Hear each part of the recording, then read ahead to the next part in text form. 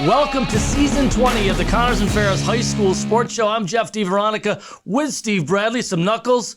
We made it to year number 20, back for another great season of Section 5 sports covering them. Steve, welcome back to the Classy Wolf Studios. Thanks, Jeff. It's great to be here, and wow, we're off and running again. Yeah, can't wait to talk some Section 5 football on this interview, this show, and we're going to have all kinds of sports, volleyball, field hockey, swimming. We'll cover it all right here for the entire school year, and thanks to our producer, Joe Brott, for swinging from the plate again with us. And we've got a great first interview, Steve. Tell us all about it. Wait, before I get into it, because I'm an idiot, we got to thank our title sponsor again, Connors and Ferris. You see them all over the television, obviously well connected to the Buffalo Bills, and really appreciate Greg Connors making it happen again for us and being our title sponsor, because without all of our sponsors, and we'll tell you about them throughout the course of the year, we couldn't be on the air, Steve. That's absolutely correct. And Connors and Ferris, huge supporters of high school athletics at every level, and because of them, we're able to bring these stories to our audience. One of our newsmakers here early in the Section 5 football season with a couple of big wins over perennial powers. And you'd have to say that the UPrep Griffins, Steve, are a perennial power now. They went into McQuaid on Friday night and smacked the three-time defending Class AA champions 36-30 in a game that was 36-10 at one point. So the final score is not really indicative where this game went after falling behind early in this game, Steve. But Coach Isiah Young, he's going to join us with Noah Hill and the running back, Chris Jean. Tremendous effort by them, and as Mr. Jean said, it was all business. Yeah, and you've got to be impressed with UPrep. Last year, they won the first football championship in school history, the sectional title. And now they are up in class. They're enrollment-wise, they're playing in Class AA. They were moved up by the Section 5 committee that is able to do that, and it hasn't slowed them down. So I think this is a group that likes to take on a challenge and just take care of business with everything that's in front of them. We're going to show you their schedule, too, at some point during our interview, just to go through it with you. I think they're in great shape to possibly run the table. We'll see what happens. But let's bring on to our Specialties Skype hotline. Specialties, a great company down in Geneseo. It's been with us for a very long time. If you need drawstring bags, hats, pullovers, Steve Bradley, check him out, specialties1.com. There he is right there in the middle. He is the coach of the UPrep Griffins. Isiah Young joins us, and also Noah Hill and Chris Jean, the running back and quarterback. We'll switch those around, quarterback and running back. Hi, guys. Welcome to the show. Congrats on a great start, 2-0 on the season. Coach, as you know, you guys went into a hostile environment and came away with a decisive win. How happy are you with the performance on Friday night? Anytime we can beat McQuaid and in McQuaid, you got to be happy about it. I still think, there's a lot of football we played, a lot to be cleaned up. But I'm very proud of our guys, and you said a hostile environment and coming away with the win. Chris had 10 carries, Jeff, for 86 yards and 3 touchdowns. Chris, off to a good start. What makes this team go? It's the teamwork.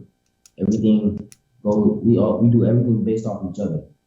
So if I start out great, the team gonna follow. And, let's put that quote up there again, Joe, because I really liked what you said after the game. I think a couple of reporters probably asked you the question, and you said, that's just business. We're here for business. Where does that mindset come from? Is that you guys? Is that your coaches drilling into your heads? Tell us a little bit more about the attitude of this group. This came from Coach Young here, because when I first got to UPrep, the first thing he told me was, when we get on the field, everything is business, straight business. That's what it was last year for this group and making history, and here it is again. Let me ask Noah real quick, a tremendous game for you. Joe, if we could put those stats up there, a tremendous game for a lot of guys on both sides of the ball. Noah Hill was 12 of 17, 259 yards, 2 touchdowns, and you see the numbers there for Chris. It was dynamic, tight end Dakari Carter. Noah, some great weapons there, Jules and Tyrell. As a quarterback, how great is it to have that kind of weaponry at your disposal? It's really great. Like I said before, it can make my job very easy if I just stay composed and get the ball to them, let them make plays. Coach, could you just give us a little breakdown on the two guys you have with us? Tell us what makes Noah and Chris so dynamic. Yeah, I start with Chris. Chris has been with me since his freshman year. We came into UPrep in 8th grade, played with us as a freshman on varsity. So he's been here for a while, and he knows what he's supposed to be doing. He's also a tremendous athlete, so you got the fact that he's a very high IQ football player with his athleticism. It's makes quite a football player. Noah, this is his first year here. He came to us, I believe, in January-ish from Monroe.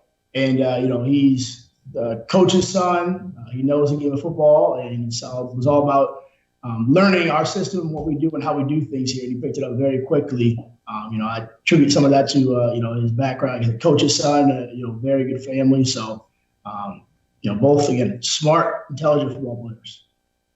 No, you guys beat Victor 24-13 at the Rochester Sport Complex, the former Marino Auto Stadium, Salem Stadium, Paytech Park, all those names roll into one.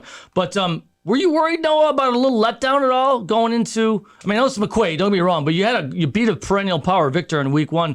What was the week of preparation like for McQuaid? Were you worried about anything like, the foot coming off the gas pedal at all? We had a great week of practice, so I went into the game feeling very well.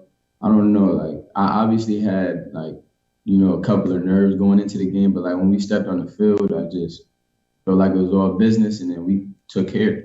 Everybody stepped up to the plate. I feel like defense, offense, we took care of business. Chris, now your team is up in Class AA this year. You were in Class A, so you're up in enrollment, kind of punching above your weight, but it hasn't slowed you down. Are you guys taking on this? How are you approaching this challenge of being in AA? Same as last year. We look at everybody as equals, and we believe that any team we play, we got a shot at beating. Now I'm going to do this one time for you. Ready? I'm going to serve it up for you, Chris. Let's talk about some of those big boys up front. Open the lanes for you. Who are some of those guys that I know you want to give some love to right here on the show? We got Devin Farley, Jameer Dorsey, Dez, Dallas, and Stu. That's good. That's good. He's envisioning right now the holes opening up right now in the field. They make Noah's life easier, too. You got to give the big guys credit all the time. And, yeah. And they had Hot Rod, Sherrod Watkins, the AJR Player of the Year, who had been there for a while, moved on. So they lost a big piece, and they've come together to keep moving forward. Coach, how have these guys stepped up with Hot Rod moving on to kind of, you're not going to replace Hot Rod, but kind of fill that spot? Yeah, I like to kind of refer to Sherrod as a generational talent in the Section 5 area. Not too often kids come around, they play both sides of the ball and be that dominant. So to be able to replace him, with guys who got some good time last year in terms of does me your favors. He ended up starting against Canandaigua last year in the state qualifier due to injury. And then of course Dallas Harris being a 3-year starter now, and in my opinion one of if not the best offensive linemen in Section 5. Those guys, Devin, Stu, and Dorsey, they all got some good experience last year. So it was less of a culture shock or a physical shock. It's more about getting on the same page with new guys in certain spots.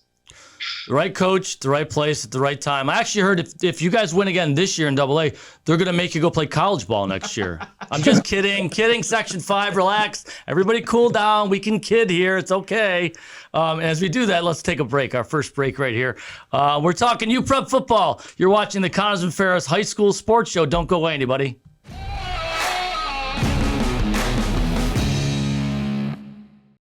Looking for a used truck? Can you find one out of 350? At BobJohnsonAutoGroup.com, you'll find one. Love SUVs? 800 are waiting for you to take one home at BobJohnsonAutoGroup.com. Add 350 pre-owned sedans, and you've got a total of 1,500 used vehicles only at BobJohnsonAutoGroup.com. Bob Johnson's got your ride. Bob Johnson. While we celebrate 140 years of serving our community, the kind of delicious joy that lasts a lifetime, we look forward to serving you for 140 more. With hardworking, wholehearted, passionate people who will help shape new memories for generations to come.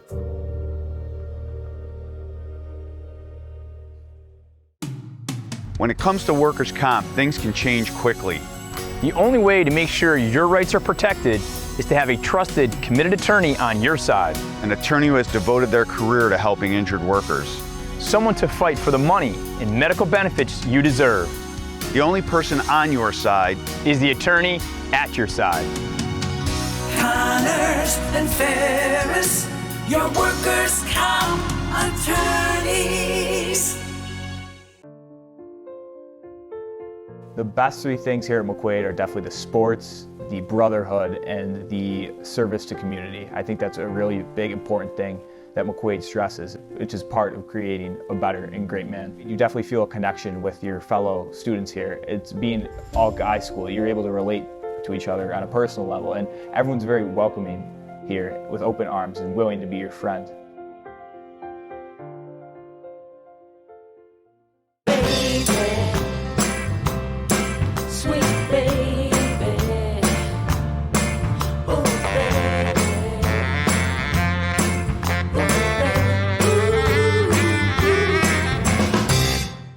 Local McDonald's operators care about our local schools, teams, and student athletes. That's why they support the return of high school athletics in the Rochester area and around the state. See you before or after the big game at McDonald's. Welcome back, Section 5. Game on!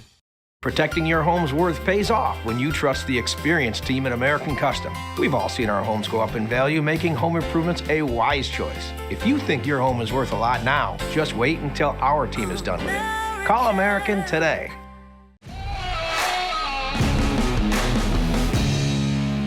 Welcome back to the Connors and Ferris High School Sports Show. I'm Jeff DiVeronica with Steve Bradley, talking some U Prep football, and it's our Pittsford Pub game of the week. 36-30 win over McQuaid at McQuaid, the A1 champions beating the AA champions from a year ago, and now up in AA is U Prep, and there probably could be another game of the week. We'll see as we look at their schedule. We'll talk about the rest of their schedule in a minute. But Coach Isiah Young with us. Coach, I want to take you back to halftime because you're up 22-10. You had trailed 10-8 at McQuaid Friday night. The guys are probably feeling pretty good with themselves. What was the discussion like at halftime when you're up 12 at McQuaid Friday night? The discussion was kind of simple. This is a very good program, a historic program. Being able to win 3 sectional championships in a row. They're not going to lay down. They're not going to back down. This game is not over. You got 2 more quarters to finish this game and win the game. Noah, a lot has been built at UPrep from the ground up, and you're coming into the program. Coach mentioned this year from Monroe. So you've had about 8-9 months in the program. What are your initial takeaways, and what makes the program so strong? I feel like the brotherhood and chemistry. That's what makes it very strong. How do you develop that as a team? We traveled a lot over the summer. We spent a lot of time in the weight room. We're always together, basically. So, yeah. Chris, you've been around for a while in that culture. Now that you're a senior, how do you help pass along the things that you've learned as you've grown through the program? Help pass along the stuff that I know from the program, because as the year since my first time being here coming up, I've seen a lot of athletes come and go from here, and they were amazing athletes, and they gave me pointers and tips on how to do things. And now that I'm a senior, I want to do the same thing and pass on everything that I learned to them. Chris, go ahead, Steve. Coach Young, we see you on social media. We know that this is not just a seasonal job for you. You're active year-round in getting your players exposed to college opportunities, to developing their skills, to developing their habits in the classroom, kind of forming the whole person. How have you been able to pour everything you have into this and help this program grow?